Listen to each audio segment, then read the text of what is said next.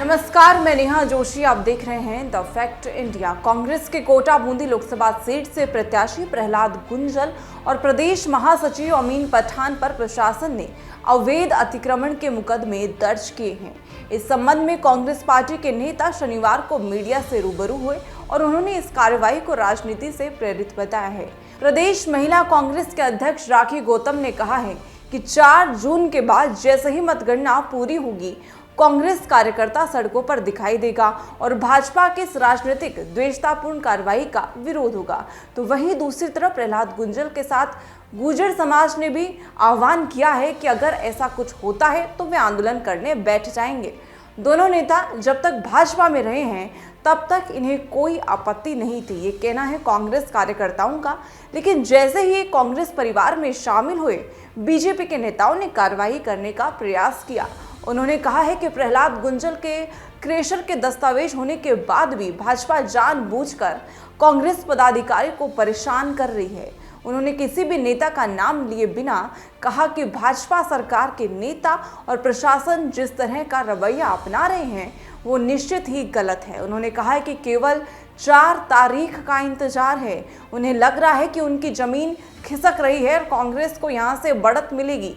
राखी गौतम ने कहा है कि चुनाव में भी कार्यकर्ताओं को डराया धमकाया गया और पुलिस कार्यकर्ताओं के घर तक पहुंच गई।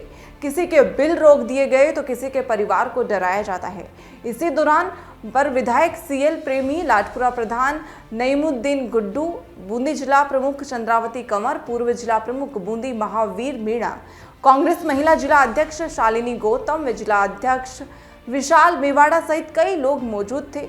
क्रेशर के संपूर्ण दस्तावेज हैं। जी हां, फिर कैसे कार्रवाई, ये सवाल है वो बार बार उठ रहा है कि कांग्रेस के देहात जिला अध्यक्ष भानु प्रताप सिंह ने कहा है कि कार्रवाई निंदनीय है। उन्होंने कहा है कि भेदभावपूर्ण तरीके से प्रशासन ने क्रेशर सीज करने की कार्रवाई की है, जबकि क्रेशर शुरू करने से पहले कई विभागों की एनओसी लेनी होती है।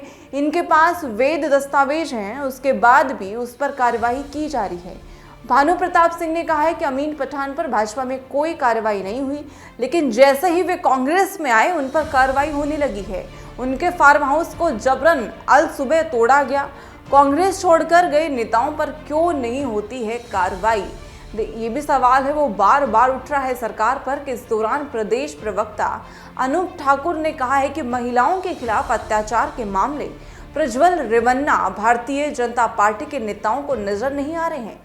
देश में कई नेता हैं जो कि कांग्रेस के अन्य राजनीतिक दलों को छोड़कर भारतीय जनता पार्टी में शामिल हुए हैं, जिन पर पहले अपना भ्रष्टाचार के आरोप लगा दी थी, अब उन्हें क्लीन चिट दी जा रही है।